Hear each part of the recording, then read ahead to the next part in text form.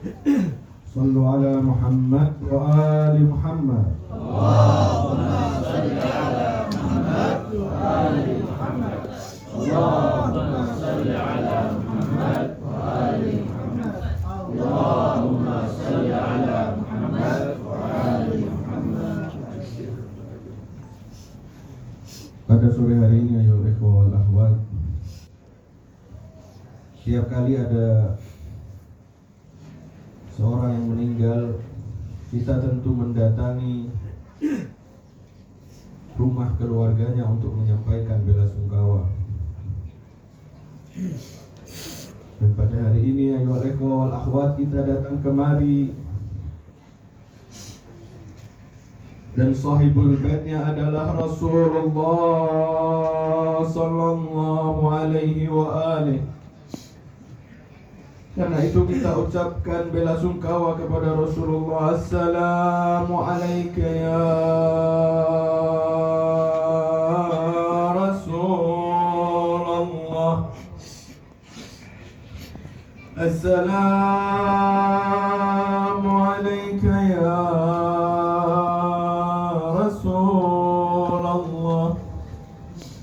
أعظم الله لك العزاء في ولدك الحسين. Dan yang kedua, kita ucapkan belasungkawa seakan kita datang ke rumah Amirul Mukminin Ali bin Abi Thalib. Assalamu alayka ya Amirul Mukminin. A'zamallahu lakal azaa fi waladikal Husain. Dan kita ucapkan belasungkawa juga kepada ibundanya Az-Zahra sallallahu alayka ya Zahra ya Ummal Batul ya bintar Rasul. أعظم الله لك العزاء أعظم الله لك العزاء في ولدك الحسين. Ikhwan dan akhwat sekalian, majelis ini bukanlah majelis yang biasa. Setiap air mata yang menetes akan menggugurkan dosa-dosa, tak peduli sebesar apapun dan sebanyak apapun dosa itu sebelumnya. Majelis ini bukanlah majelis biasa, majelis yang isinya adalah duka dan air mata, namun tujuannya adalah menghibur hati putri baginda Mustafa. Seakan hari ini kita sedang hadir di rumah Az-Zahra dan menyampaikan belasungkawa kepada ibunda yang sedang tertimpa musibah.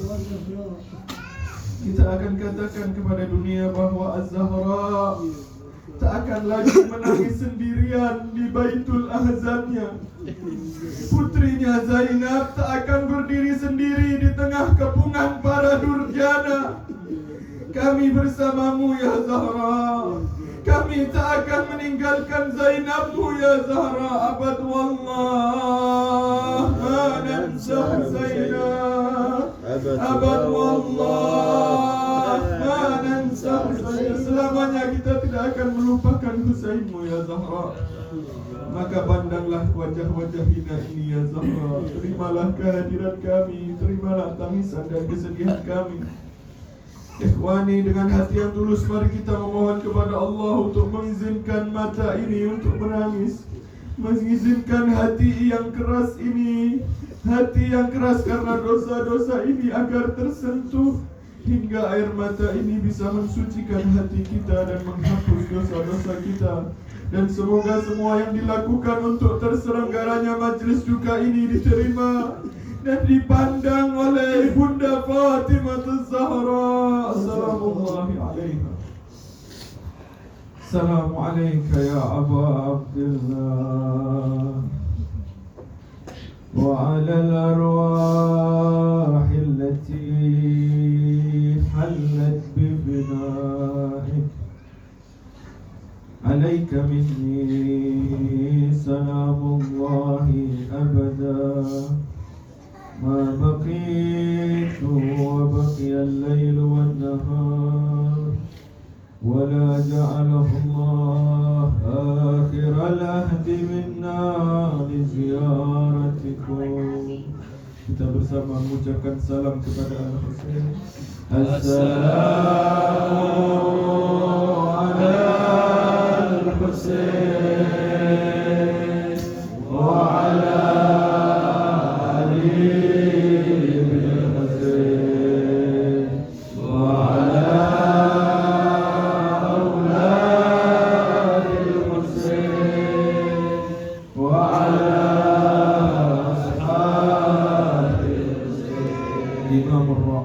Syams Sumus Anis Nufus. Al-Imam Ar-Ridha alaihi salam berkomentar tentang orang-orang yang hadir di majlis Al-Husain.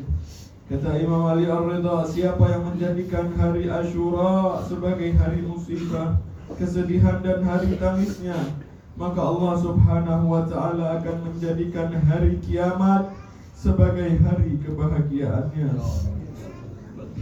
Yazid memerintahkan semua orang untuk memberikan baiat kepadanya, tak terkecuali Al-Imam Al-Husain alaihi salam, cucu Nabi Mustafa.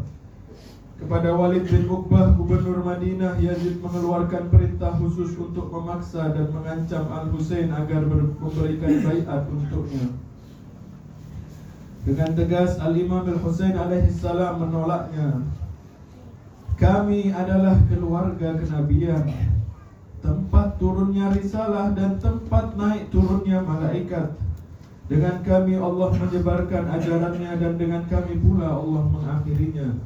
Yazid adalah seorang fasik, pendosa dan peminum khamar, pembunuh jiwa tak berdosa, menampakkan kefasikan dan kezaliman secara terang-terangan.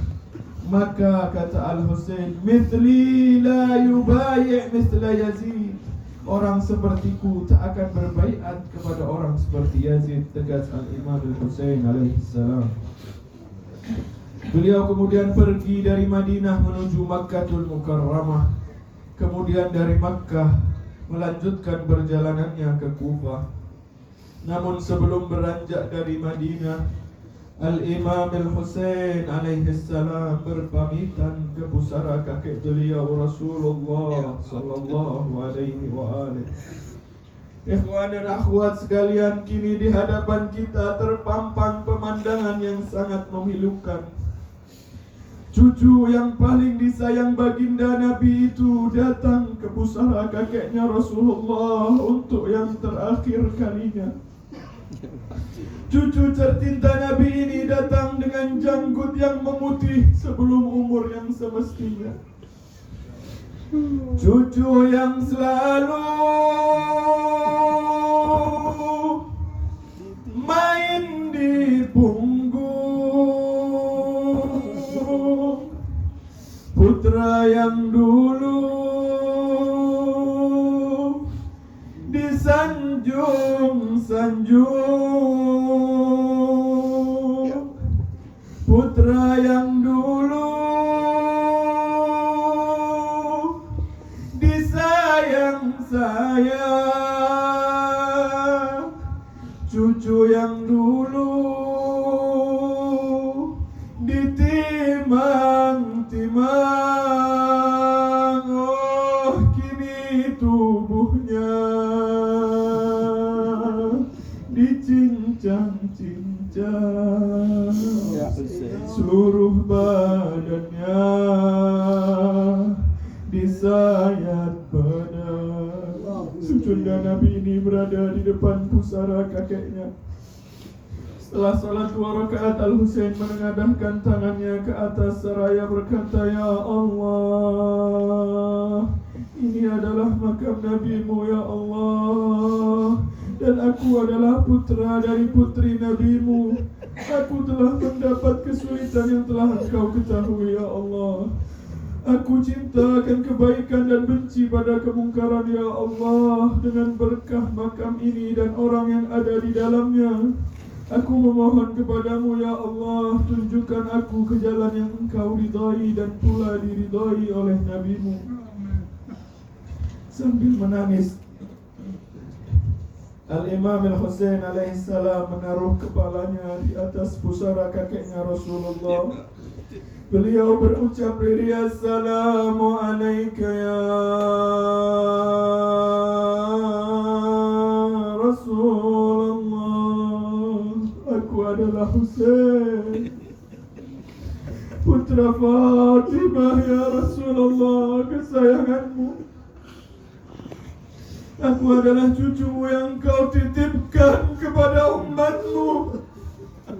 Saksikanlah wahai Rasulullah bahwa mereka telah meninggalkanku dan menyia-nyiakanku serta tidak menjagaku. Setelah fajar menyingsing, Al-Husain sejenak tertidur di atas pusara Rasulullah. Dalam tidurnya beliau melihat Rasulullah beserta para malaikat mendatanginya. Rasulullah memeluk dan mencium Abu Abdillah dengan penuh kerinduan. Pada wajah Rasul tergambar kesedihan yang mendalam. Rasul berkata kepada cucunya Al-Husain, Ya Habibi, Ya Husain.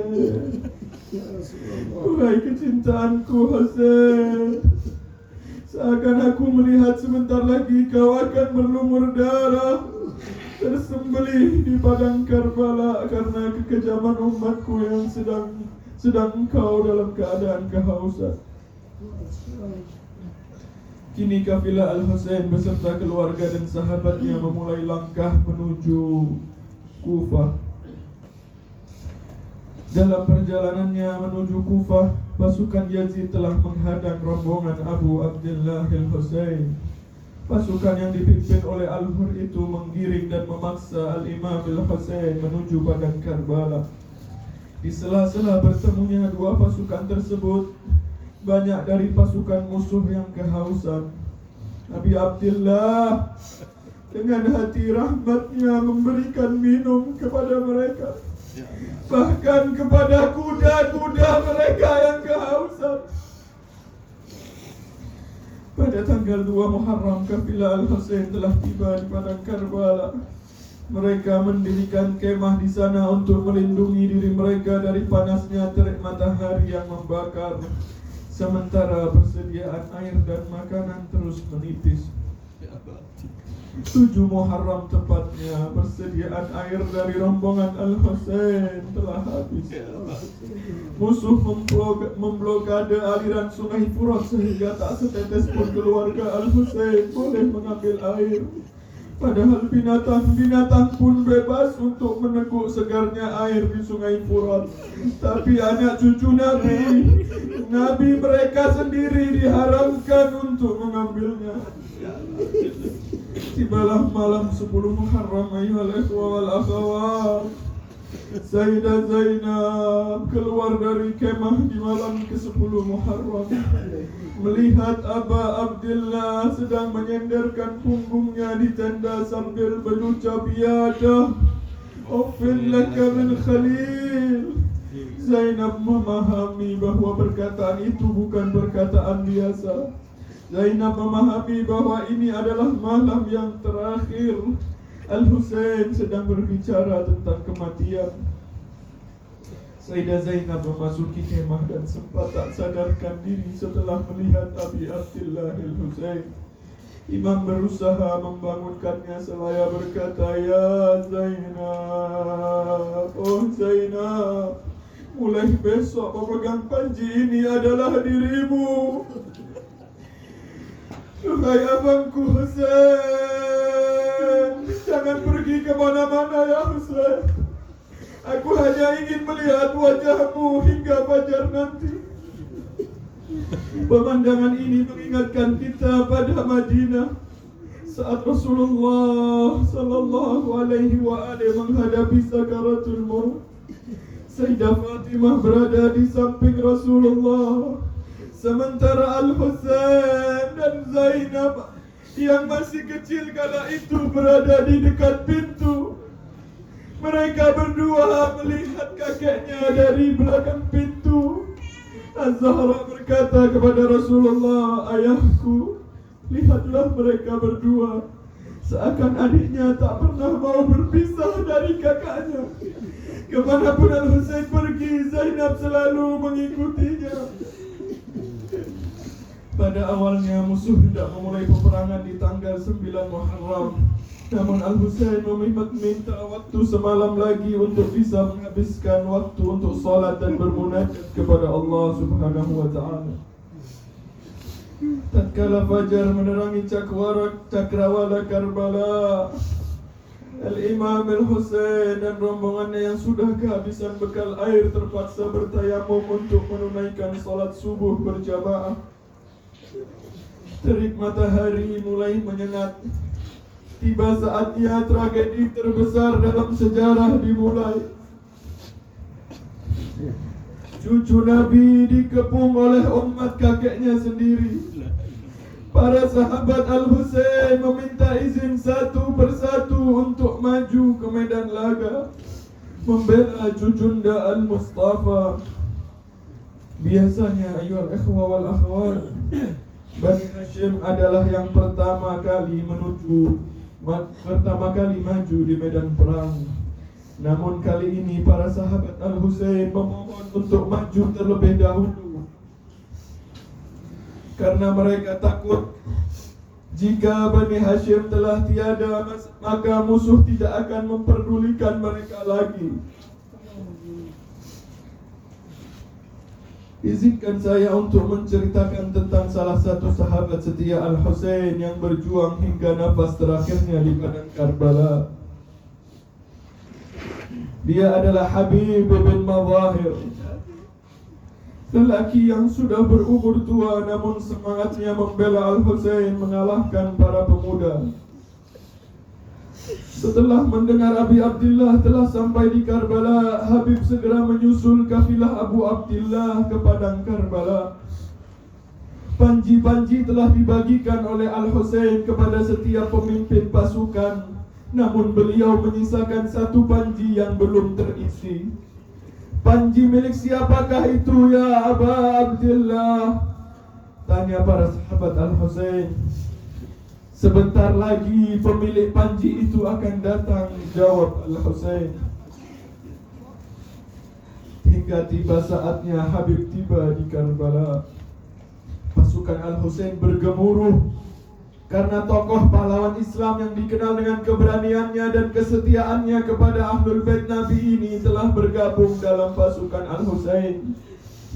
Al-Husain berkata, "Pemegang panji itu telah tiba."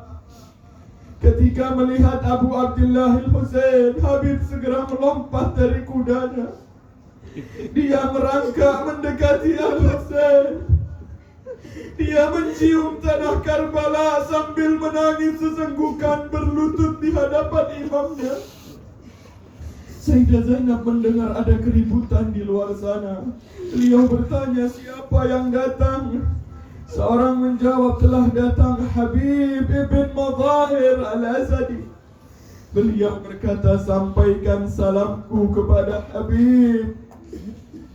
Lalu orang ini menyampaikan salamnya, menyampaikan salam Sayyidah Zainab kepada Habib. "Wahai Habib, Sayyidah Zainab menyampaikan salam kepadamu." Mendengar kata-kata itu, Habib tersentak. Habib histeris. Ia menangis, menampar-nampar wajahnya sendiri dan menaburkan tanah di wajahnya. "Oh, siapa aku? Siapa aku dan siapa Zainab? Siapa aku sehingga mendapat salam dari putri Amirul Mukminin?" Dialah Habib bin Madahir, maju ke medan laga untuk membela putra Mustafa. Ikhwani dan akhwat, Habib juga dikenal sebagai seorang mulia yang mencatat nama-nama para peziarah Al-Husain. Maka pada hari ini kita meminta kepada Habib agar menuliskan nama kita sebagai peziarah Al-Husain. Sajil ismi ala zair lil Husain. Catat kami ya Husain. Sajil ismi ana zair lil Husain. Sajil ismi ana zair lil Husain. Pergilah Habib bina zahir. Inna lillah wa inna ilaihi raji'un. Satu persatu sahabat telah membuktikan kesetiaan mereka dengan darah. Mereka berebut maju dengan penuh kebanggaan jemput syahid di hadapan imamnya. Hingga kini saatnya Bani Hashim untuk tampil. Disebutkan bahwa orang pertama yang tampil dari kalangan Bani Hashim adalah putra tercinta Al-Husain sendiri, Aliul Akbar. Imam memakaikan baju besi Aliul Akbar dengan tangannya sendiri, mempersiapkan keberangkatan putranya menuju kematian dengan tangan beliau sendiri. Kemudian imam memandangi wajah putranya, ya ikhwah wal akhwat. Imam memandangi wajah putranya, wajah yang paling mirip dengan Nabiul Mustafa. Fanadhara ilaihi nadratal ais. Al-Husain memandanginya dengan pandangan seakan ia putus asa. Dan ketika Ali Al-Akbar telah memacu kudanya, beliau berdoa, Allahumma syahad, ya Allah, saksikan ya Allah. Saksikan ya Allah, siapa yang kali ini maju ya Allah. Saksikan ayyuhal ikhwah wal akhwat, faqad baraza ilaihim, telah maju kepada mereka. Ashbahun nas khalqan wa khuluqan wa mantiqan bi rasulika Muhammad. Salli ala Muhammad. Saksikan ya Allah, saksikan ya Allah, yang maju kali ini adalah pemuda yang paling mirip dengan Rasulmu Muhammad ya Allah, yang paling mirip tubuhnya, yang paling mirip wajahnya, yang paling mirip cara bicaranya dengan Rasulmu ya Allah. Maqtal Ali Al-Akbar adalah maqtal yang paling membakar hati Abu Abdillah. Syekh Mufid menukilkan Sayyidah Sukainah menceritakan di dalam kemah, aku melihat ayah tampak gelisah dan khawatir. Imam keluar masuk kemah bagaikan orang yang kebingungan. Ayahku terus memegangi janggutnya. Hingga suatu ketika aku mendengar suara kakakku Ali Al-Akbar dari tengah medan pertempuran. Wanada ya abata. Aku mendengar, kata Sukainah, suara kakakku dari medan pertempuran. Kakakku menjerit, ya abata, ya Aba Abdillah, wahai ayahku Husain. Aku melihat wajah ayahku menjadi pucat, matanya pun memutih. Ketika Abu Abdillah mendengar suara Ali Al-Akbar, Imam bergegas berlari menuju kudanya untuk segera mendatangi Ali Al-Akbar. Namun kaki Imam tiba-tiba menjadi lemah. Beberapa kali Imam gagal naik ke kudanya. Imam beberapa kali tidak mampu menaiki kudanya. Sampai akhirnya beliau berhasil menaiki kudanya. Dan ketika Imam sampai di samping tubuh Ali Al-Akbar, Ketika imam sampai di sekitar tubuh Ali Al-Akbar, mereka tidak menyebut imam turun dari kudanya, tapi mereka menyebutkan bahwa imam menjatuhkan diri dari kudanya. Fasaqata minal faras, imam menjatuhkan diri di samping putranya wa Aliya. Wahai Ali putraku, gerakkan lidahmu sekali lagi. Panggil aku sekali lagi, panggil ayahmu sekali lagi. Sungguh berat bagi ayahmu yang harus berpisah denganmu di tengah buronan tandus ini. Sungguh berat bagi ayahmu melihat tubuhmu irban terpotong-potong di hadapan mataku. Lalu imam memandangi wajah putranya yang tampak gelisah. Ada dunia ba'daka apa? Sungguh setelah kepergianmu tidak ada lagi arti hidup ini ya Ali. Wajah Ali yang sudah sulit dikenali itu tampak gelisah. Al-Husain meletakkan kepala Ali di pangkuan imam, namun Ali masih tampak tidak tenang.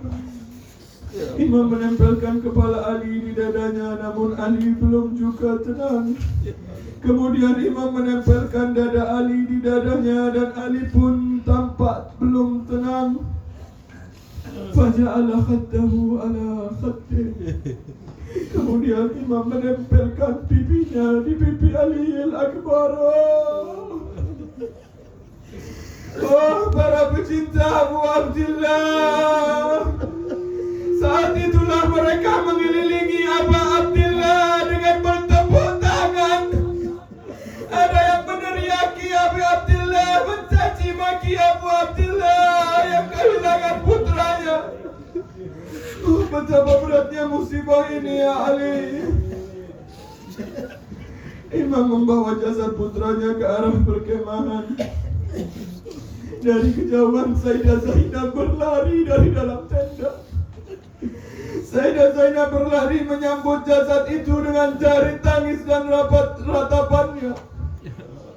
Jasad Ali Al-Akbar dipenuh dengan erat sambil meratapi, oh putraku Ali, oh keponakanku Ali. Ya Husain, engkau mengkhawatirkan Zainab saat berada di samping jasad Ali Al-Akbar. Syukurlah saat itu para pemuda Bani Hashim masih hidup.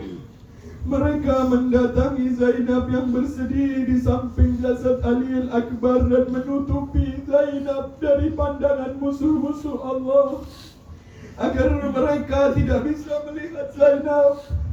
Oh ya Husain, seandainya engkau melihat majlis minuman keras saat Syemir dan Sinan di depan Zainab, tak ada seorang pun dari Bani Hashim yang melindungi dan menutupi Zainab.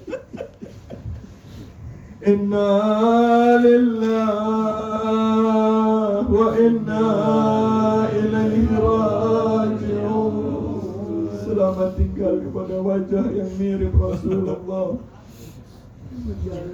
Satu persatu pemuda Bani Hashim mempersembahkan jiwanya di hadapan pamannya Al-Husain. Hingga saatnya dua putra Ali Babil Hasan Al-Mujtaba yang masih sangat belia memohon izin untuk maju ke medan laga demi membela pamannya. Membela imamnya mereka lah Qasim dan Ahmad. Imam tak kuasa menahan tangis saat melihat dua wajah yatim yang masih sangat belia ini. Mengingatkan kenangan Al-Husain bersama Al-Hasan Al-Mujtaba. Paman, izinkan aku untuk berperang membelamu, kata Qasim. Imam menjawab, engkau bagiku adalah cindera mata dari kakakku Al-Hasan. Bagaimana aku dapat merelakan kematianmu? Sikap Abi Abdillah Al-Husain tidak memudarkan semangat Qasim. Dia tetap memohon lagi agar beliau mengizinkan untuk bertempur melawan musuh. Namun imam masih menahan kepergian Qasim. Remaja tampan ini tampak bersedih, lalu terduduk seorang diri sambil merenung penuh duka cita. Di saat itu tiba-tiba dia teringat pada pesan ayahnya saat masih hidup. Jika suatu saat nanti ada suatu penderitaan yang sangat besar menimpamu, maka bukalah catatan yang kau ikatkan di lenganmu. Bukalah catatan yang kau ikatkan di lenganmu, lalu bacalah dan amalkanlah, kata ayah Al-Qasim. Qasim kemudian berpikir lagi tentang musibah. Musibah apa yang lebih besar dari musibah ini? Berarti ini saatnya bahwa sekarang inilah saatnya membaca surat wasiat dari ayahku. Surat itu dibukanya dan di situ dia mendapatkan pesan ayahnya yang mengatakan, wahai Qasim, aku berpesan kepadamu ya Qasim, jika kamu mendapati pamanmu Husain di Karbala dalam keadaan terasingkan dan dikerumuni oleh musuh, maka janganlah kamu tinggalkan jihad. Belalah pamanmu Husain. Janganlah sampai kamu enggan mengorbankan jiwamu demi pamanmu. Qasim merasa mendapatkan alasan baru. Qasim merasa mendapatkan alasan untuk bisa berperang kali ini.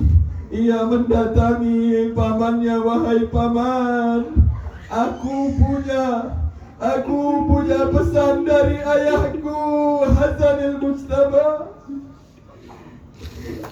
Al-Husain membaca surat itu. Al-Husain terharu dan menangis begitu menyaksikan ciri khas tulisan dari tangan kakaknya Al-Hasanil Mujtaba. Di saat imam membaca surat itu, diriwayatkan mereka berdua, mereka berdua tiba-tiba tak sadarkan diri ayol ikhwah wal akhwat saat membaca pesan dari Al-Imam Al-Hasanil Mujtaba. Biasanya saat ada orang yang pingsan dapat disadarkan dengan apa ayol ikhwah wal akhwat? Tentu disadarkan dengan air. Tapi adakah air hari ini untuk membasuh wajah mereka? Adakah air untuk menyadarkan Qasim? Sementara kerongkongan putri-putri Ali kering kehausan. Inna lillahi wa inna ilaihi raji'un. Putra-putra Al-Hasan pun telah memberikan jiwanya untuk pamannya Abu Abdullah di padang Karbala. Kini tak ada lagi tersisa dari pasukan Al-Husain kecuali Abul Fadl Abbas. Abbas adalah pemegang panji Al-Husain. Selama masih ada Abbas, para wanita dan anak-anak di Karbala masih merasa tenang, karena dialah penjaga Ahlul Baitil Mustafa. Tak ada yang bisa mendekat ke kemah para wanita selama Abbas masih berdiri menjaga mereka. Abul Fadl Abbas tak kuasa melihat teman-teman dan keluarganya satu persatu mempersembahkan jiwanya untuk membela Al-Husain. Dia menantikan perintah dari Al-Husain tapi tak kunjung datang. Hingga Abul Fadl Abbas tak sabar untuk bertanya, ya Aba Abdullah, sudahkah engkau mengizinkan aku untuk maju? Wahai adikku Abbas, kata Abu Abdullah Al-Husain, engkau adalah pemegang panjiku dan lambang pasukanku. Namun cobalah engkau carikan seteguk air untuk anak-anak itu. Abbas mencoba meminta air ke pasukan musuh, namun langkah itu sia-sia. Akhirnya Al-Abbas kembali kepada Al-Husain. Abbas tak kuasa menahan jeritan anak-anak Al-Husain yang kehausan. Anak-anak itu sangat dekat dengan Abul Fadl Abbas. Abbas tak mampu mendengar permintaan dari mereka. Oh pamanku, aku haus, duhai pamanku. Abbas meraih tombak dan memacu kudanya menuju sungai Furat dengan mengalungkan girbah untuk mengambil air. Tepian sungai Furat dijaga oleh sekitar 4.000 pasukan. Al-Abbas, putra Ali bin Abi Thalib, menerobos pasukan itu hingga ia berhasil sampai di bibir sungai Furat. Saat dia sampai di bibir sungai Furat, Abbas mengambil air di tangannya untuk minum dan menambah tenaga. Tapi saat air itu di depan wajahnya, Abbas teringat Abu Abdillah.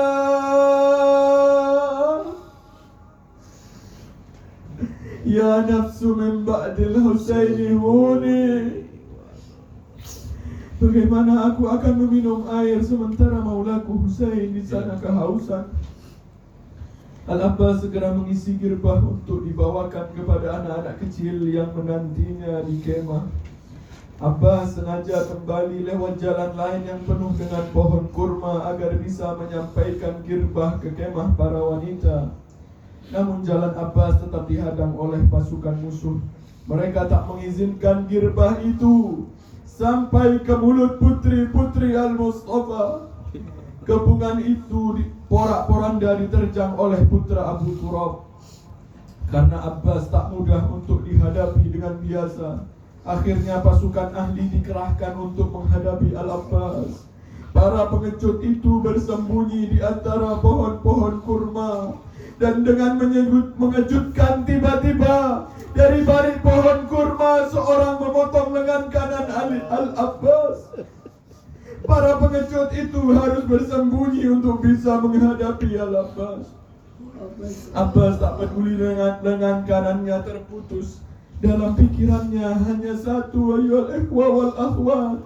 Dia tak merasakan apa-apa, yang dia lihat hanya girbah air untuk sampai kepada putri-putri Al-Husain.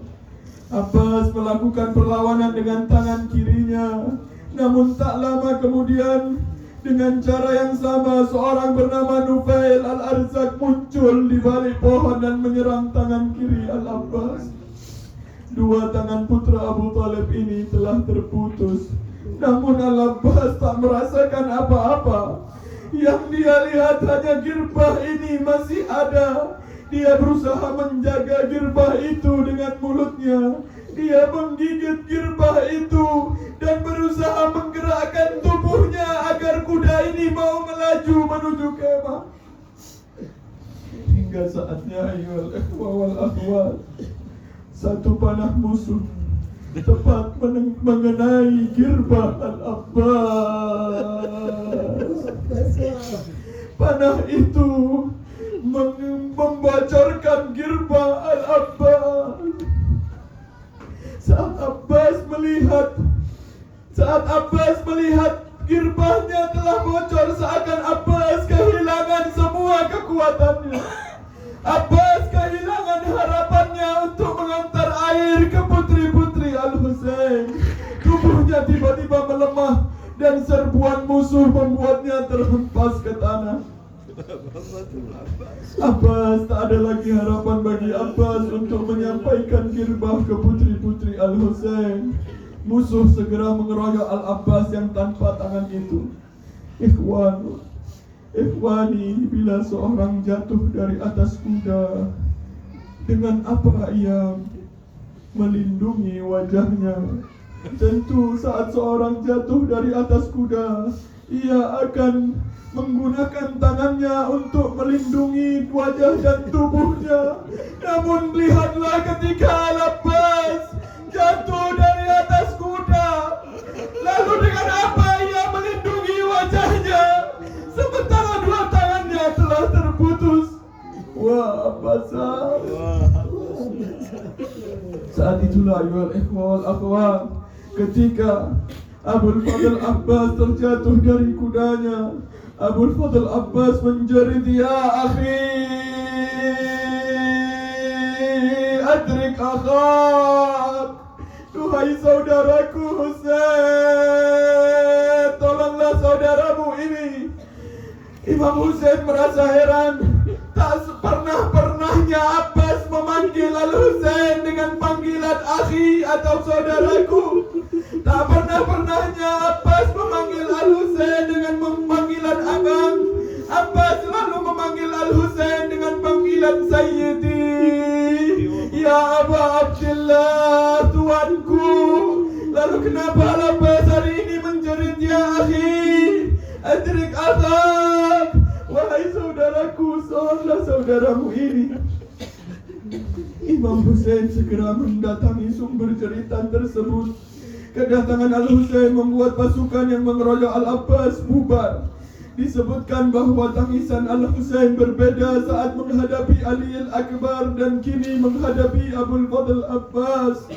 Ketika menghadapi Ali Al-Akbar, disebutkan bahwa Al-Imam Al-Husain wa rafa'a sautahu bil buka.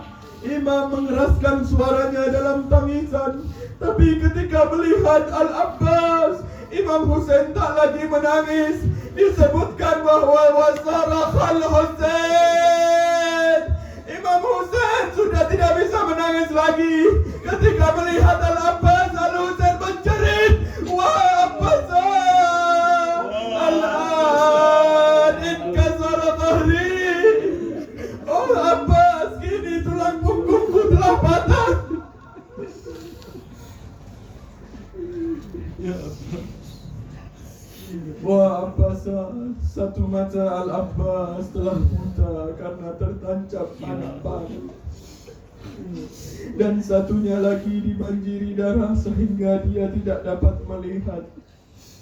Tapi Al-Abbas dapat merasakan tuannya Al-Husain sedang berlutut di samping tubuhnya. Al-Husain mengangkat dan memangku kepala Al-Abbas.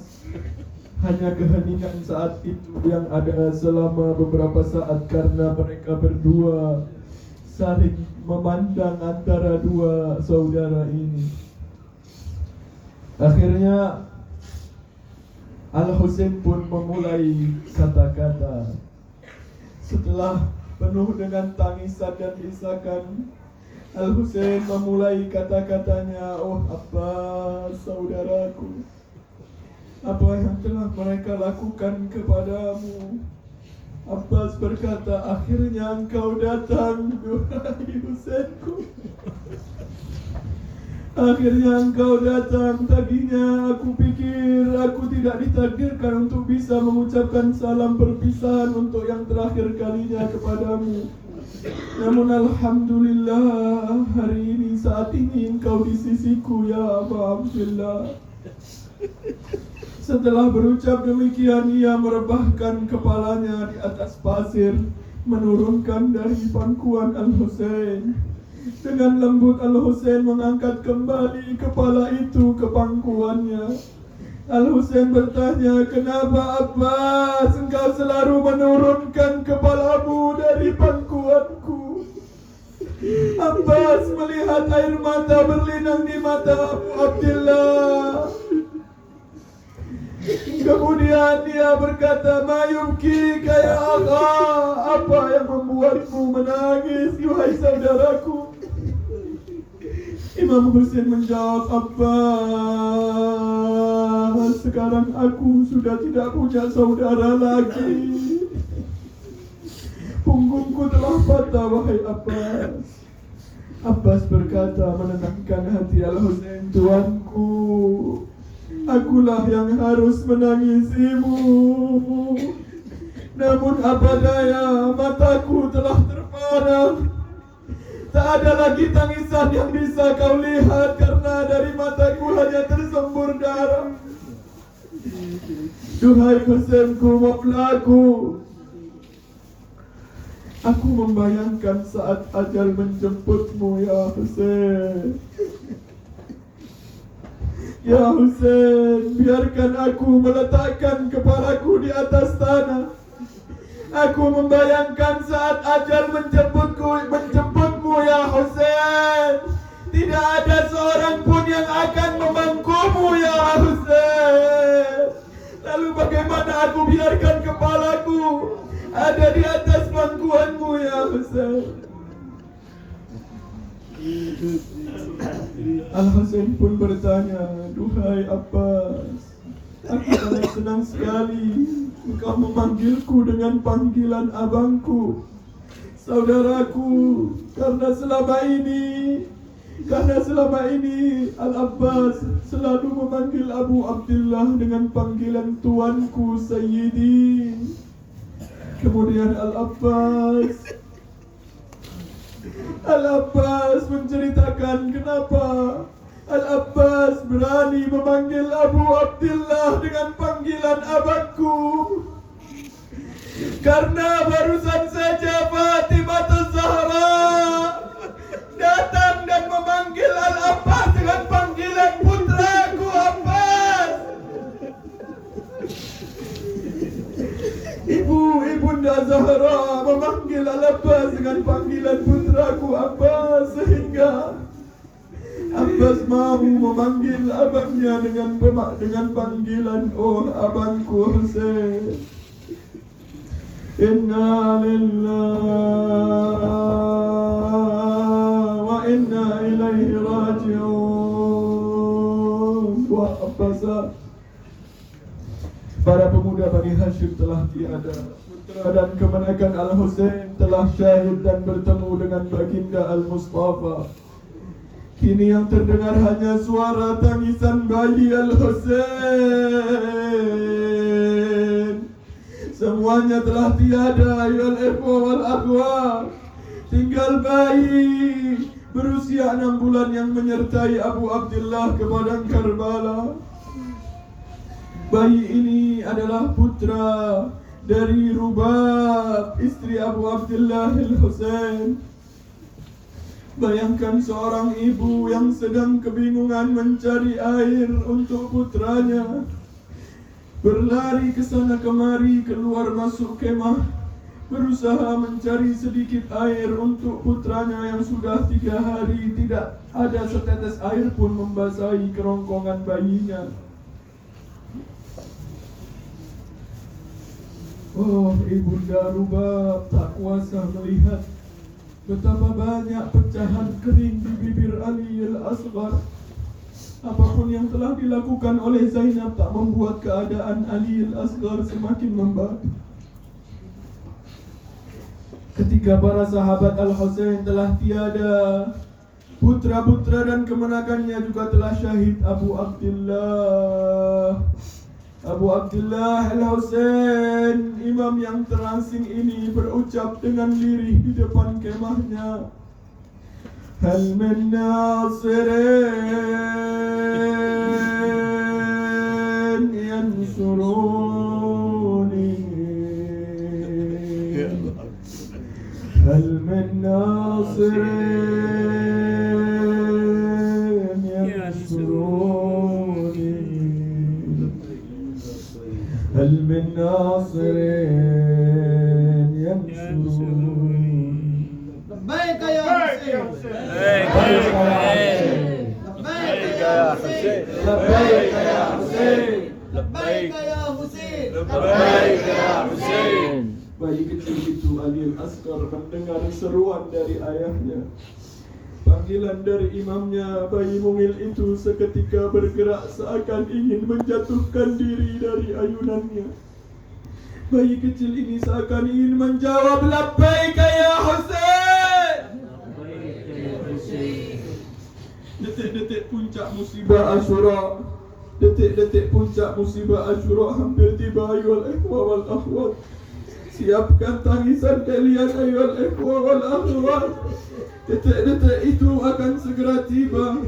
Imam mendengar tangisan para wanita dari arah kemah. Imam segera mendatangi kemah tersebut. Imam tidak akan membiarkan para wanita menangis selagi beliau masih bernafas. Sesampainya di tenda, Imam melihat para wanita sedang menangis di sekeliling ayunan Ali Al-Asghar. Imam berkata, ya Zainab, oh Zainab, berikan bayi kecil ini kepadaku. Imam membawa bayinya ke tengah para pasukan untuk melihat masih adakah belas kasih dari umat Rasul ini kepada bayi mungil yang tak berdosa. Imam membawa Ali al-Asghar tanpa memakai pakaian perang. Imam hanya memakai jubah dan imamah Rasulullah. Membawa cucu Rasulullah yang masih berumur 6 bulan. Imam Hussein memeluk bayinya yang seringkali sudah tak sadarkan diri. Imam menutupi bayi itu dengan kain agar tak terkena teriknya matahari, agar bayi itu tak semakin tersiksa.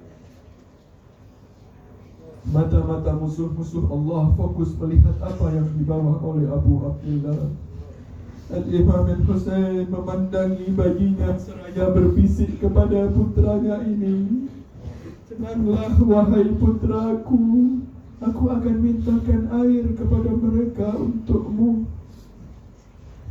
Imam sesekali melangkah ke depan dan sesekali melangkah ke belakang. Mengapa ayuhal ikhwa wal akhwat? Disebutkan bahwa di belakang Zainab berdiri di depan kemah dan menjerit, "Jangan bawa anak itu ya Husain." Karena Zainab tahu pasti mereka tidak akan memberi air kepada bayi itu. Imam memandang ke arah pasukan musuh, lalu beliau Al-Husain mengangkat bayi kecilnya. Beliau berseru, "Ayuhan nas." Sambil mengangkat bayi itu, beliau berseru, "Wahai manusia, jika kalian menganggap diriku berdosa, lantas apa dosa dari bayi kecil ini sehingga tak setetes air pun kalian berikan untuknya?" Imam Husain melanjutkan perkataannya, "Ya kaum, in lam tarhamuni farhamu hadha tiflis saghir." Wahai kaum, jika kalian tidak mau mengasihaniku, maka kasihanilah bayi kecil yang sedang mengerang kehausan ini. Akan tetapi ayuhal ikhwah wal akhwat, akan tetapi sebelum Al-Imam Al-Husain menyelesaikan kata-katanya, seorang bernama Harmalah bin Kahil al-Azadi. Harmalah melesatkan panahnya yang bermata giga ke leher mungil Ali al-Asghar. Imam melihat tangannya berlumur darah Ali al-Asghar. Imam membuka kain yang tadi dilipatkan ke tubuh Ali al-Asghar. Karena Ali al-Asghar sekarang bergetar-gertak bergetar. Imam membuka kainnya agar Ali al-Asghar bisa dengan tenang dalam sakaratul mautnya. Dalam riwayat disebutkan ketika Al-Husain mengangkat tubuh Ali ke atas, Ali al-Asghar itu dalam keadaan tak sadarkan diri. Tapi ketika panasnya anak panah menembus leher Ali al-Asghar, tangan bayi itu bergerak segera ingin memeluk ayahnya Al-Husain. Wah Aliyah, wah Aliyah, yurafrifu qata'iril malbuh. Bayi itu menggelepar seperti burung kecil yang menggelepar yang disembelih. Al-Husain meletakkan tangannya di leher Ali al-Akbar, tempat di mana panah Harmalah menembusnya. Dan Al-Husain pun melemparkan darah itu ke langit seraya berkata, "Hawin alayya ma, hawin ala ma nazala bi." Mudah ini semua, innahu fi ainillah. Selama semua dalam pandangan Allah, ini semua murah bagiku. Mudah bagiku, kata Abi Abdullah al-Husain. Inna lillahi wa inna ilaihi raji'un. Salam atasmu duhai Ali al-Asghar. Sallu ala Muhammad wa ali Muhammad.